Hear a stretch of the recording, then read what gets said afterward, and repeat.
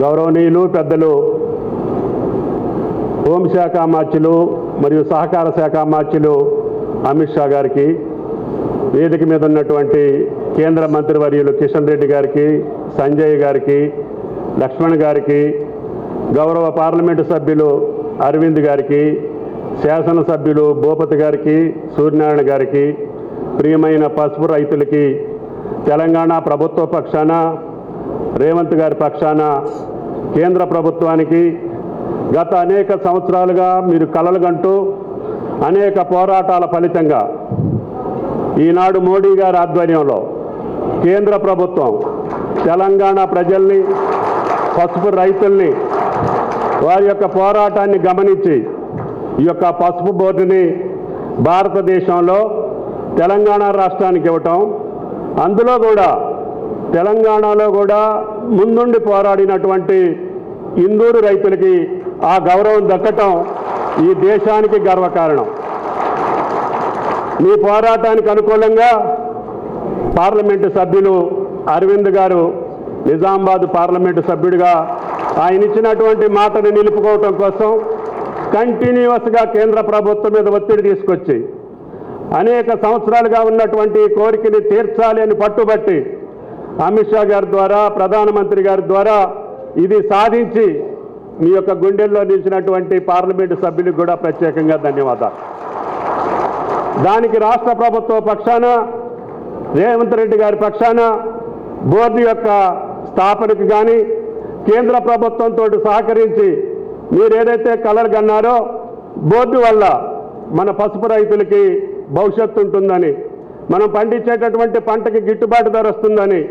అదేవిధంగా ఇతర దేశాలకి ఎక్స్పోర్ట్ చేసే అవకాశాలు వస్తాయని, అదేవిధంగా మోడర్న్ మెకనైజేషన్ తోటి రైతులకి సులువైనటువంటి వ్యవసాయ పద్ధతులు నేర్చుకోవచ్చని, రీసెర్చ్ సెంటర్లు ఇక్కడే ఉంటాయని, తర్వాత మార్కెటింగ్కి సంబంధించి బోర్డు అనుసంధానం చేస్తూ రైతులకి ట్రేడర్స్కి మధ్యన వారధిలాగా ఉండి ఎంత పండిస్తే డిమాండ్ ఉంటుందో అంతటికే పరిమితం చేసి పసుపు రైతు నష్టపోకుండా ఉండేదానికి ఈ పసుపు బోర్డు యొక్క కార్యక్రమాల్లో ప్రధానంగా భావించాలి అని చెప్పి బోర్డు అధ్యక్షులకి, రేపు నియమించబడేటటువంటి పూర్తి స్థాయి బోర్డు సభ్యులకు కూడా విజ్ఞప్తి చేస్తూ అమిత్ షా గారి యొక్క, మోడీ గారి యొక్క సహకారంతో పసుపు రైతులే కాదు తెలంగాణ రైతాంగానికి కావలసినటువంటి అన్ని సహాయ సహకారాలని కేంద్ర ప్రభుత్వం మేము అడిగిందే తడువుగా కొన్ని సహకారాలు అందిస్తుంది. దానికి ముందు భవిష్యత్తులో కూడా రైతాంగానికి సంబంధించినటువంటిది రైతు యొక్క ఆదాయాన్ని రెట్టింపు చేసి రైతుని రాజునే చేస్తామని చెప్పినటువంటి మోడీ గారి వాగ్దానానికి అనుగుణంగా రాష్ట్ర ప్రభుత్వం కూడా మొట్టమొదటి సంవత్సరంలోనే ఆర్థిక భారం ఉన్నప్పటికీ 1,00,000 కోట్ల పైన రైతాంగ సమస్యల మీద ఖర్చు పెట్టాం. అది రుణమాఫీ మీద చేశాం, రైతు భరోసా మీద చేశాం, పంటలను గిట్టుబాటు ధర కొనుగోలు చేసేదానికి ఆర్థిక పరమైనటువంటి వెసులుబాటు ఉన్నా లేకపోయినా రైతును ఆదుకోవటానికి రేవంత్ రెడ్డి గారి ప్రభుత్వం ప్రయత్నం చేస్తుంది.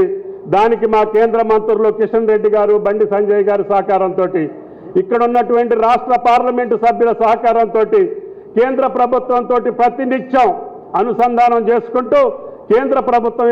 సహకారాలతోటి తెలంగాణ రైతుని రాజును చేయడానికి వ్యవసాయ శాఖ, అదేవిధంగా కోఆపరేటివ్ శాఖ పరంగా, కోఆపరేటివ్ శాఖ కూడా అమిత్ షా గారే మంత్రిగా ఉన్నారు కాబట్టి మన రైతులకి భవిష్యత్తు ఉంటుందని చెప్పి ఆశిస్తూ ఈ అవకాశం ఇచ్చినటువంటి పసుపు రైతులకి, సాధించినటువంటి ఎంపీ గారికి, పోరాటం చేసినటువంటి ప్రతి ఒక్కళ్ళకి కూడా ధన్యవాదాలు తెలియజేస్తూ ఈ పుణ్య కార్యక్రమానికి, ఈ యొక్క భరతమాతకి పసుపు పారాణిని దిద్దేటటువంటి ఈ పసుపు పంటకి, దివ్య ఔషధమైనటువంటి ఈ పంటకి భవిష్యత్తుని కల్పించినటువంటి కేంద్ర ప్రభుత్వానికి, అమిత్ షా గారికి, మోడీ గారికి, ప్రయత్నం చేసిన ప్రతి ఒక్కరికి కూడా ధన్యవాదాలు తెలియజేస్తూ సెలవు తీసుకుంటున్నాను.